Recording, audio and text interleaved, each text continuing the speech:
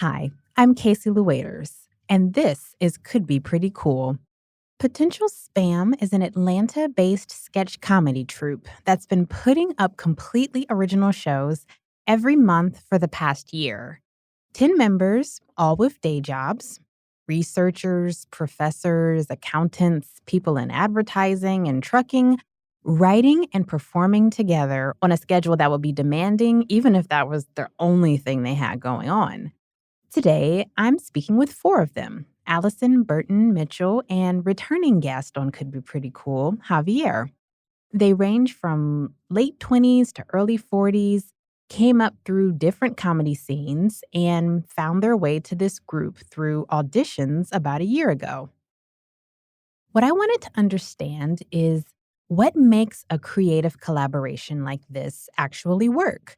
How do people with wildly different backgrounds and schedules build something together?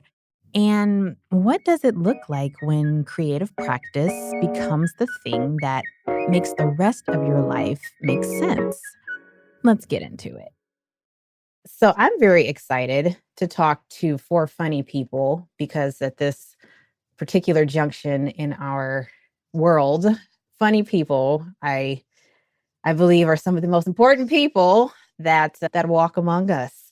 And this particular group of folks you all are going to learn have a very fascinating story about how they became the improv troupe that they are today. And first off, I would love for each of you to just introduce yourselves and tell us a little bit about who you are, both in a creative sense and anything else that you do. So let's start with Allison.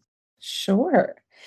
I'm a 31-year-old female from South Florida. I've been in Atlanta since 2016 originally. My full-time 9 to 5 job is I am actually a researcher at Emory University. I work in public health. I do largely water and sanitation focused research in low and middle income countries. So I too need a laugh from time to time. And creatively, I actually spent more of my life wanting to be an actress than I did wanting to work in public health, if you can believe that. Because every little kid dreams of traveling the world to research water and sanitation. Yeah, so my background is I grew up wanting to be an actress. I went to a middle school and a high school of the arts for theater. I got into improv in college. And then I have just been dipping my toe into sketch, which is what potential spam is, in the last 3 or so years. So, yeah, I'm actually relatively fresh to comedy writing and loving it. Very cool. Burton, how about you? I am actually a professor of entrepreneurship on my day job and started doing improv in 2008 and then stopped doing it and sold my soul to get a PhD. Then got tenure in COVID. They kind of went together and decided that I should do something for my soul because it needed something. And that's when I jumped back into this and started with another group and then was asked to audition with this group and was lucky enough to get selected. And now here we are. And now here we are. Fantastic. Mitchell. Yeah, so my journey through all this, like the short of it is my life goal is to be on Saturday Night Live. And so the long of it is I moved to Los Angeles when I was 20 to pursue acting and then pursue improv. And I did stand up for 4 or 5 years between Los Angeles and Atlanta. And I've been doing sketch this past year. And I've had like writing experience before that a little bit with TikTok and stuff like that. But my main experience was stand-up comedy and improv and a lot of theater. And I'm just so happy to be a part of this awesome sketch group, Potential Spam. And I am also 31. It's a through line happening Yeah, here. you're the Uh, dog. You're the dog. interesting. Thank you. And Javier, how about you? Actually, Javier is a friend of the show. He's been a guest before, but let the people listening to this episode know who you are. Yeah, because I'm sure everyone like listened to that one. It was like one of the most popular ones, as I've been told by myself. I'm a 40-year-old male, originally from Miami Beach, Florida, as a young boy. I remember I was like, when I grow up, I want to try and keep people from getting Giardia from their drinking water. And then someone's like, there's this chick, Allison, she's going to do that. And I was like, oh, okay, never mind, I won't. So, no, when I was a kid, I would always like entertain people. So I knew that was like what I wanted to do since I was young. So actually, I went to college for theater. Allison and I went to the same college. We went to UF, and we were both Go Gators, chow chow. And we were both in the improv team there, theater strike force. But like I did improv there, and it was fun. But I don't know, something was just like wasn't clicking. And then I moved around a bit, and I moved down here from Chicago about 2.5 years ago, and I started doing improv at Dad's just as a way to meet people and also just feed my creativity, because I feel like for too long I was consuming, not creating. I wasn't acting, and I just felt unfulfilled. I felt empty. And since I've been here, I feel like I've been awake. It sounds cheesy, but I feel like I was asleep for a long time. But now I'm awake. And doing the improv, like each level, I just realized more and more, I'm like, yeah, I don't know. I don't think this is my jam, because I love writing. I'm like, sketches, I think where I want to be at, what I want to be doing. And yeah, I'm lucky enough to get the opportunity to audition for this sketch show that I met the rest of these goons on. And we fell in love, and we're going to all get married and live in a polycule on a big piece of property. I'm super excited. We're supportive of all lifestyles here. It could be pretty cool. So, Javier, actually, I would love to know more about the story of your formation. How do four people decide that they're going to go into a creative endeavor together? But yeah, it's kind of like the real world, if anyone remembers that. It was just 10 of us put into a house, and we didn't know each other. And we found out what happens when people stop being fake and start being real. Except it wasn't like that.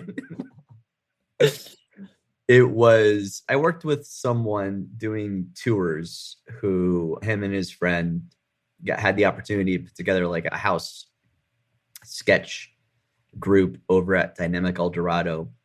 And yeah, like he knew that I was an actor and that I was doing improv and everything, and invited me to audition as everyone else was invited. I don't know how everyone else, actually, I'm not really sure how everybody else found out about it, but yeah, I found out through him. I was not invited. I saw it on Dynamic's Instagram because I'd done like some open mics or whatever through Dynamic. And then they're like sketch comedy team. And I was like, oh, that's like exactly what I want to do. So yeah, so like I found out how to submit for that and everything. Yeah, I was not asked. I begged. I was like, please. You took initiative. Yep. I did. Well, and a story about my audition with it was like, the audition happened. We all read like one scene or whatever. And it was fine. It didn't go super well. And I felt that in my gut. And so I told the guy in charge, I was like, hey, by the way, I do like musical sketches.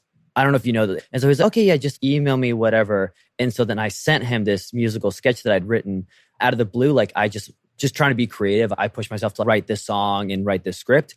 And so then through that, he was like, whoa, because basically he was not going to have me on the team until he saw and heard my musical sketch. And then he was like, oh, this guy should be on the team.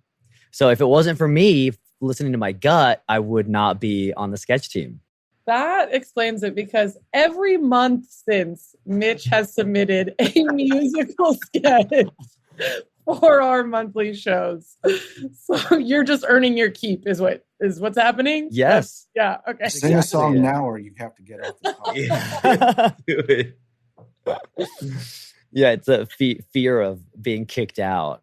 I'm just like on GarageBand constantly. What key is this in? I don't know. I think that the fact that the four of you have such wildly different backgrounds and were chosen for this group is like really interesting. Allison, I would actually love to know, like, how does the marriage, if you will, you called it that, of you as like folks from completely different professional backgrounds, how does that help you to like generate ideas together? Yeah, so we are four representing a larger group. There's 10 of us total. 9 of us are writers and performers. And then we have one who is our sort of head writer who doesn't perform and helps edit all of our sketches. It's valuable to have such different perspectives, both in terms of what our day to day looks like, I think it's really our sources of inspiration. Like our worlds, our lived experiences are so different. And therefore, the things that we find funny are like lenses through which we see the world and move through the world are so different. When we're putting together 15 different sketches for an hour-long show, it's variety is the spice of life and really makes comedy work and pop. And I think that if we had just put together a group of like friends, of people that already knew each other, of people that came from the same background or experienced life the same way, we wouldn't have as strong of a group. Okay, cool. So thank you for that note. So you all are 4 of 10. Yes. Okay, so then I would love to know a little bit more about some of the other folks. What are some of like their backgrounds? How does it like mesh with 10 of y'all now that I know there are 10? Yeah. It depends on what cast member you like want to talk about. Like we have Noelle. She's just so smart. She's really like a writer's writer. I know she's really big into 30 Rock. That's a big inspiration for her. And that's kind of like from what she's told me. Obviously, I don't know her life story, but that's kind of what got her into comedy. And you can really tell from the way she writes sketches where it's like, I'll write a sketch and it is either very character driven or it is a song, right? And then Noelle will write a sketch that is much more premise driven, where the joke is not one character being a crazy person, but it is a crazy idea amongst regular people or something along those lines. And does anyone know what Noelle literally told me her job yesterday? It's like HR, something along those lines. Internal comms. And then we can have like Jake. Jake is hilarious. Jake is a very character-driven comedian, I think. He works in like the auto industry in some way, shape, or form, like, right? It's a trucking company. family industry. Yeah, trucking industry. Truck sales. Yeah, and Jake has a big background. Like he did UCB in New York City, which for those of you who don't know what UCB is, it's an improv training school. And I think another thing about this is we are all people who've lived lives. We all have a lot of experience under our belt, either literally through comedy or through other things. And I think that's helpful when it comes to writing and also knowing our voice comedically. I know what I like and I know what I don't like. I know what I'm good at. I know what I'm bad at comedically. But then we also have other cast members. Does anyone want to talk about Morgan? Yeah. Morgan she's really, I would say like absurd, real kooky. She recently worked on a pilot for, it's a series, Reptilia, that she like produced and co-wrote. And by day, she works in advertising, marketing. So she's like on the PR side of things for our group also. But yeah, she's like Jake in that kind of like off the wall type of way as far as like her work goes and her characters also. Like sweet but deadly. Yeah. She also has experience in stage combat, which comes in handy a lot for our team. So sweet but deadly is a good way. And also intimacy Yeah. coordinator, which comes in handy for our team quite a lot also. It doesn't. Carlisa is a bedrock of the group as well. Very musical also, just like Mitch. And she has a background in journalism. She brings a musical element to it.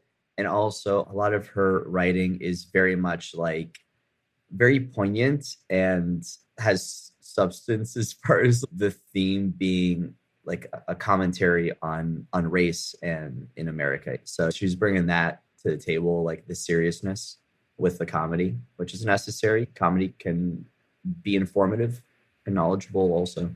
Hey, who wants to talk about TC and Tanya? Yeah, TC is super creative in a lot of different ways. He has experience in the improv world, but he's also a photographer and is also really into music festivals and like travels for music festivals and for photographing music festivals. So yeah, talk about like different lens, literally. And then Tawny Lane is a dad and a accountant. And that certainly comes through in how he helps run the group and some of his more dry humor as well. And he, yeah, also spent some time at writing for Sketchworks in Atlanta before Potential Spam and lived in Brooklyn for a little while. So was around breathing in comedy there. Yeah, I think that's everybody. Actually, Bert, you mentioned a very interesting path that you have been doing improv for a very long time. You took a break, went into academia. It's been an unpredictable few years for several reasons, but I would love to know, how has that sort of unpredictableness helped you to create comedy that helps to resonate with audiences who I'm sure are feeling that too? I would say in my journey, it has built my confidence that no one really knows what they're doing. We're all just making stuff up. And so I've been able, the opportunity of hitting 40 and all the other stuff has helped me. Like, I don't care about what other people think, and I'm here for me. And that's how I approach when I'm on stage and thinking about comedy of, I don't want to be subtle. I want to find what is like the biggest kick, the biggest turn, the biggest something that makes people feel something. And in a usually an absurdist, a Conan O'Brien, that was my archetype of staying up way too late in 1993 and watching when he had late night and the ridiculousness of that, and figuring out how I could approach that and use all those kind of life experiences to, usually a sketch for me is if it tickles me, that's all I care about. And then luckily we have this great group that I can plug different people in and start writing to, what would I want Mitch to say today? So, all of you have mentioned something along the lines of this work being something that I think I heard, it feeds your soul, or I do it for me. It's a something that you're doing clearly because you enjoy it. So much of what we look at here, it could be pretty cool, is how folks in creative industries can monetize their work. How can you make a career out of your artistic, your creative path? But I think this is such an important piece of the why. Like, it doesn't always have to be, I'm trying to quit my 9 to 5 and do this full time, and that's all I want to do. Finding a sense of community, finding a sense of being able to just express yourself as a person, I think is a piece of this work. Even though it's still work, like y'all are working, it's a piece that we don't discuss enough. Do any of you all have any thoughts on that? I raised my hand for the listener at home. I think that there is a lot of freedom that we have in the fact that we are not tied to anyone footing the bill. And the example I give of this is like current SNL. I feel like they are all so focused on making money, and they're so focused on their T-Mobile commercials, and they're so focused on not upsetting anyone that truly they have lost what makes them truly magnificent, which is like being able to be a pulse on what America is feeling type of deal. I don't really know if that's been happening. Like, because again, I watch SNL religiously, and that's not really been happening the past few years, whereas advertisements have. And I feel like with real comedy, it's like you shouldn't be afraid to offend anybody, but not that you should be looking to offend anybody. It's not that you want, because again, like one of our goals as a group is to punch up. Like, we never want to punch down because that's low hanging fruit. Like, anyone can do that. And I think there is something really great there about like that what we're saying, like we're saying it with our whole chest.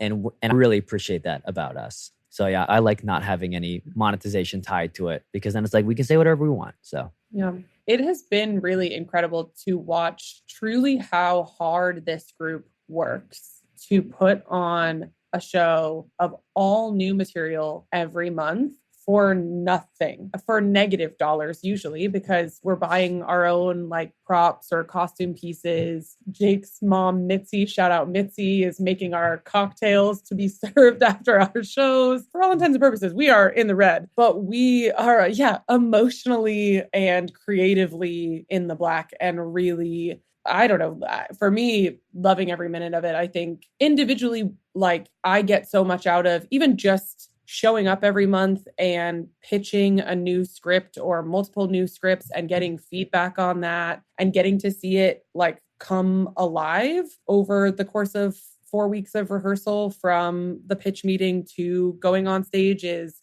a crazy level of fulfillment and vulnerability, and that is just so cool to see. I'm just like very grateful to be a part of a group that works so hard to honor each other's creative babies and put those on stage. I have a favorite Peloton instructor.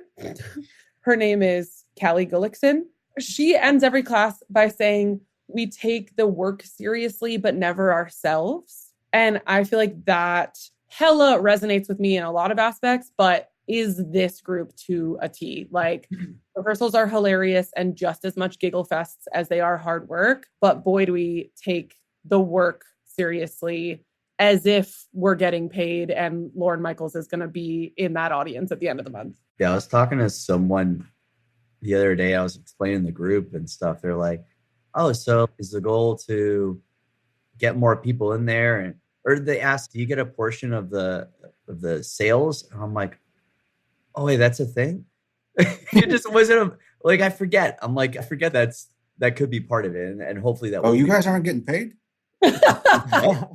Yeah, the joy that I get and the excitement of just going through his process. Because like Allison said, it's a crazy process when you think about it. We're juggling all our other lives, and we are like, we finish a show and then maybe we take that week off, and then the next week we're coming with new sketches and blackouts, and then we read through that, we whittle that down on that first Wednesday, and then the second Wednesday we actually put it on its feet, and then the following Wednesday we're in the space for the first time, and we actually like do blocking and go through the scenes. Sometimes we don't go through the scenes completely, and then the following week we have a tech on that Wednesday and then do the show. So it's like a very small window to actually go through and do everything. But it's such a blast just rehearsing and being on stage. And I'm going into it thinking I'm just going to go and perform and have fun with my friends.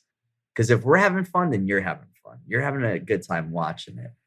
And I think that just feeds that's priceless. Like everything, money's like intangible, right? And I think it's the problem that a lot of people have with their lives is they focus so much on that money, and then they get stuck in this job that doesn't complete them at all, and they lose sight of themselves and never ask themselves who they are. But we're finding that out every time we're together, which I like to love. Spoken like a true broke guy. Hey. Rich in the love and the passion. We love that here too. So you all have a show coming up, actually. I love that you talked to us a little bit about the process and your rehearsal process and the pitching process. Yes, this is very much work. This is dedication. This is creativity. This is collaboration. And how can people, actually, before that, what can people expect when they come to a potential spam show? Someone's listening to this and they're like, oh, this sounds interesting. The people sound interesting. I'm going to come. What am I going to experience?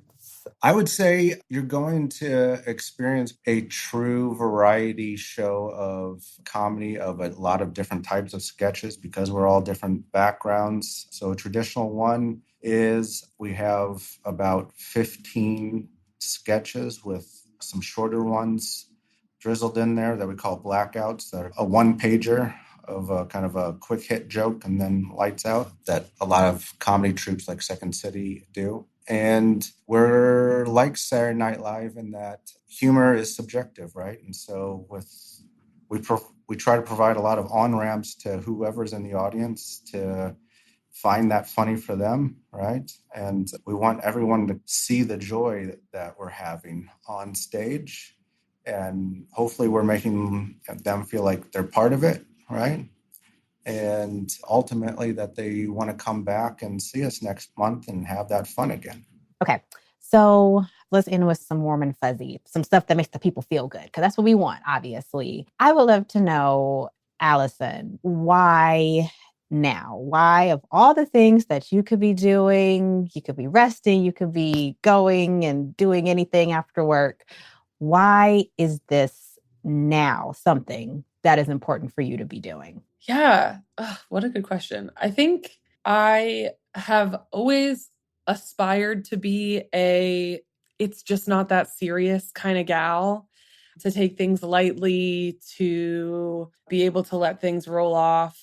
And now more than ever, so much of life is that serious. And it is important to take a lot of what's going on in our world very seriously. And therefore, it is equally as important to have an outlet for laughter and for joy. I think the space in our day to day lives in the here and now for joy is shrinking. And yeah, getting to show up week to week with these guys and share what my joy is, hear what their joy is, and like literally step into their joy, right? We're casting each other in these sketches is so incredible and fulfilling. And I just like them. I just like these guys and they make me giggle.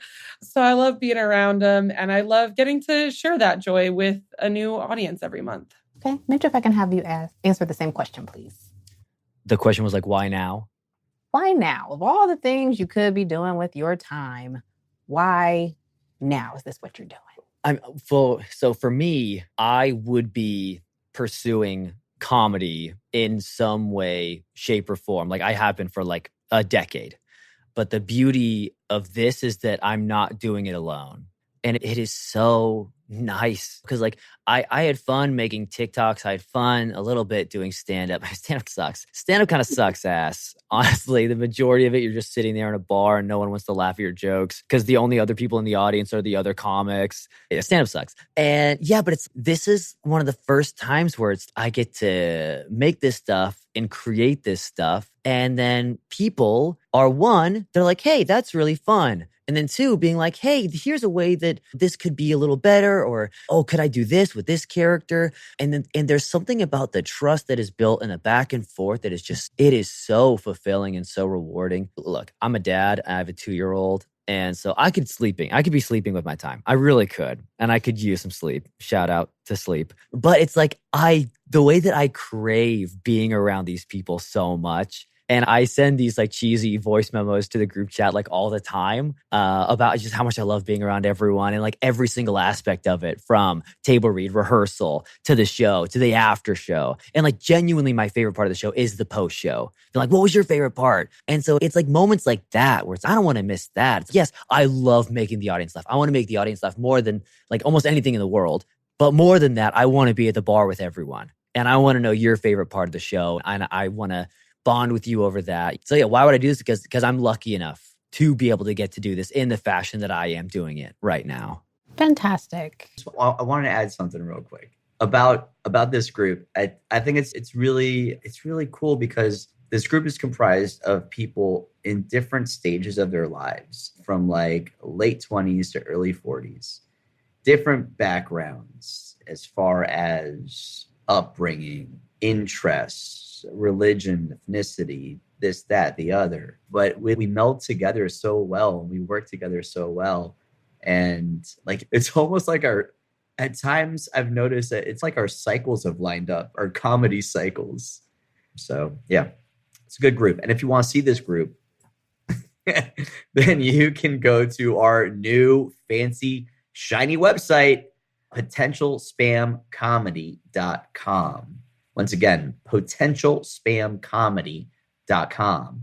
On Instagram, the IG, we are at Potential Spam Comedy. And on your phone, you may get phone calls from us. Do not screen them. because you might get a free ticket.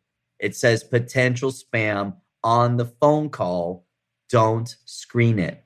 That may or may not be true. That's not true. Don't answer a spam call. But the other stuff is true.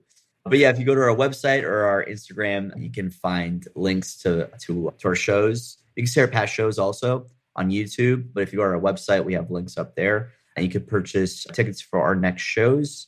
Our next one is on February 7th. It's the best of. And we perform at the Warehouse over in Scottsdale, which is like unincorporated Decatur. It's not far, guys. Seems like it is, but it's not. It's not. And we'll give you free booze courtesy of Mitzi. Is that last part true, or was that a joke? Yes, yeah, the last part is true. That's really true. Depends on who's listening right now. No, the 1-year anniversary party is a big show. I said party because it is a big old party. Yeah, afterwards we're gonna have music and snacks and free drinks because we can't sell them because there's no liquor license, so they're free. And karaoke.